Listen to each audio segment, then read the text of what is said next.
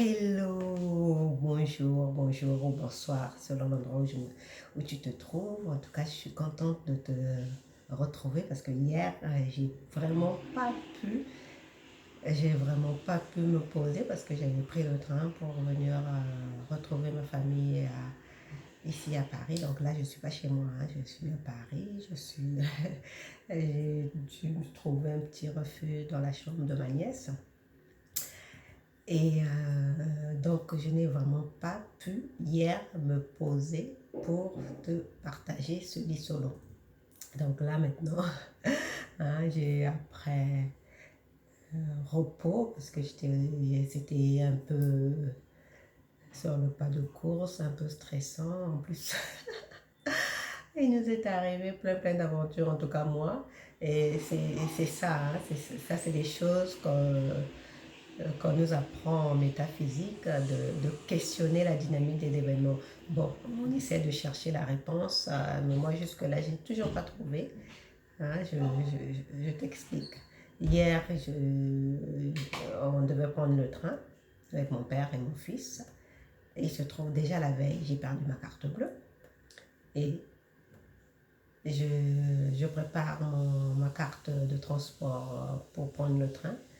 Et il se trouve qu'au moment de partir, je n'ai plus ma carte de transport. Donc ça fait deux cartes qui disparaissent. Et comme mon fils, il est gentil, il avait proposé de revenir sur ses pas pour aller me chercher ma carte de transport. Or, en faisant ce demi-tour, nous, on avait avancé jusqu'à la gare. Il se trouve que le train, on était déjà en retard, donc on a juste eu le temps d'arriver 5 minutes avant, mais lui, il était encore en train il n'était toujours pas là. Donc le train a dû démarrer sans...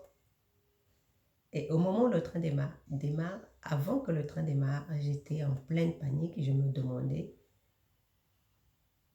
est-ce que je sors du train pour attendre mon fils ou est-ce que je reste avec mon père qui est malade et qui ne peut pas se débrouiller vraiment tout seul, ou du moins difficilement. Alors c'était un véritable choix cornélien. Et après cet instant qui a duré quelques secondes, hein, cet instant de panique, je me suis ressaisie et j'ai pu réfléchir et comprendre que mon fils, il a 17 ans, il peut se débrouiller tout seul. On va trouver une solution pour lui payer un autre billet. Et donc, je suis partie avec mon père. Mais tu vois, ça, c'est des situations où, quand on est en état de panique, on ne réfléchit pas, on n'est pas rationnel dans nos décisions. On ne prend pas des décisions de façon rationnelle. C'est pour ça que je me méfie toujours des gens qui prennent des décisions dans l'urgence. Quand on est dans l'urgence, on prend rarement. Je ne dis pas que c'est toujours le cas. Hein? On prend rarement des décisions adéquates ou les décisions appropriées, surtout quand on est en état de panique. Hein? Quelqu'un peut dans l'urgence prendre une décision appropriée, adéquate, parce qu'il a calmé son angoisse, il a calmé, il a fait taire ses peurs et il a fait agir son cortex, son cortex préfrontal pour réfléchir, pour trouver une solution. Ça dans l'urgence, hein, dans l'espace de quelques secondes. Et c'est comme ça que, en temps de guerre, on soignait des blessés de guerre rapidement, hein, en prenant des décisions à la hâte, et on arrivait à sauver des soldats en temps de guerre. Ça, c'est, oui, dans ce genre de choses, mais souvent, c'est parce que la personne a pu calmer son angoisse, a pu faire taire ses craintes et a pris la décision appropriée. Mais l'urgence pour l'urgence, dans la panique, quand on prend une décision dans la panique, dans l'urgence qui afférente à la panique, ça, c'est jamais une bonne décision. Parce que qu'est-ce que j'aurais fait si j'avais laissé la panique me gagner? Je serais sortie du train et j'aurais laissé mon père partir alors qu'il est malade. Et je serais restée. J'aurais perdu et mon billet et le billet de mon fils alors que lui, il a 17 ans, il peut se débrouiller tout seul.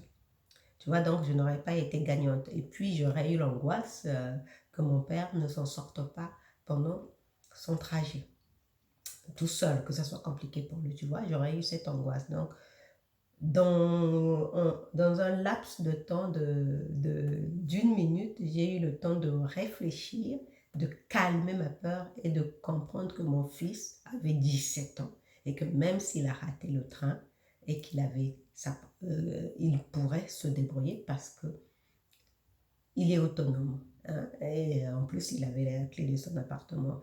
Donc, c'est pour dire que on peut être dans une situation comme ça où on est en pleine panique, où on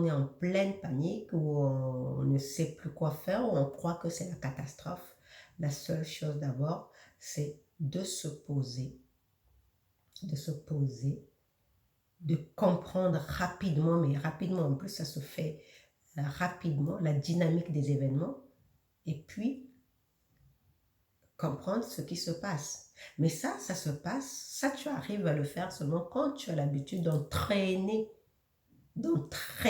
ton esprit. Ça, quand tu as l'habitude de faire des exercices spirituels comme les affirmations positives, quand tu as l'habitude de voir le verre à moitié plein. D'ailleurs, mon fils, lui, après, quand il a raté son train, il est rentré à la maison, il a envoyé un message en disant il faut toujours voir le verre à moitié plein parce que le fait que je reste, je pourrais aller récupérer les vêtements de papy qui devaient arriver le lendemain.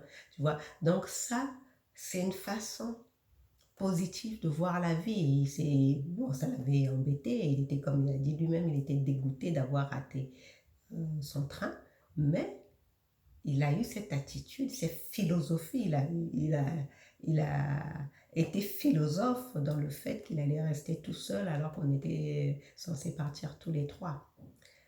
Et bon, ça aussi, ça a permis de détendre encore plus l'atmosphère. Donc, c'est pour dire que quand on est dans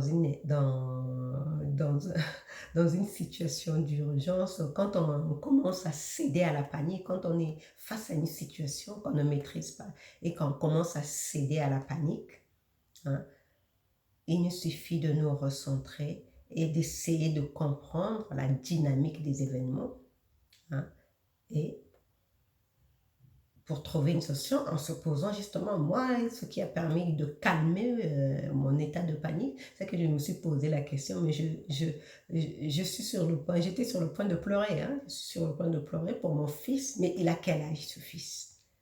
Je dis, mais c'est vrai, il a 17 ans, tu vois, mais ça, tout ça, ça s'est passé en un laps de temps, hein, en une période d'une minute seulement, hein. Je me dit, mais je m'inquiète pour mon fils qui va rentrer le temps. Il a quel âge? Ah, mais il a 17 ans. Bah oui, il a 17 ans. À 17 ans, il peut se débrouiller tout seul. Même s'il rate le train, il a sa propre clé. Donc, il peut rentrer à la maison et se débrouiller tout seul. On va s'arranger pour qu'il prenne le prochain train. Donc, tu vois, c'est comme ça. C'est en posant des questions comme ça que j'ai réussi à calmer mon angoisse, ma peur, ma panique, justement la panique, parce que dans la panique, on ne prend pas les décisions rationnelles. Donc, j'ai réussi à calmer la panique et pouvoir trouver la solution. Et là, justement, aujourd'hui, il arrive. Hein, il arrive aujourd'hui et tout se passe bien. Hein. Donc, c'est ça. Quand tu es dans une situation où tu te trouves face à un choix cornélien, comme c'était le mien, parce que pour moi, c'était littéralement un choix cornélien entre mon père et mon fils. J'ai eu ce choix cornélien. Donc, à ce moment-là, tu réfléchis quelle est la situation qui t'apportera le plus de paix. Voilà.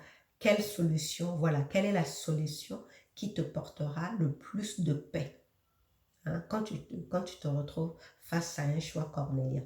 Voilà, donc c'était tout pour le lit solo d'aujourd'hui. Donc là, je ne suis pas chez moi, je suis venue me ressourcer auprès de ma famille. Hein, profiter un peu de vraiment vraiment me reposer. Et puis, donc, j'essaierai, quand la situation se présentera, de pouvoir continuer tranquillement de faire ces solo, hein, tous les jours. Bon, peut-être que je vais pendant la veille, peut-être la veille de Noël, et euh, peut-être que je n'aurai pas l'opportunité de faire un lit solo, mais dans tous les cas, je vais m'arranger de telle sorte que je trouve un petit moment tranquille comme celui-ci pour venir partager quelque chose avec toi. Donc, on se retrouve demain pour un autre lit solo. Bisous, bisous. Ciao. Prends bien soin de toi en cette période. Et comme toujours, hein, il est toujours temps de prendre soin de soi. Allez, bisous, bisous, ciao.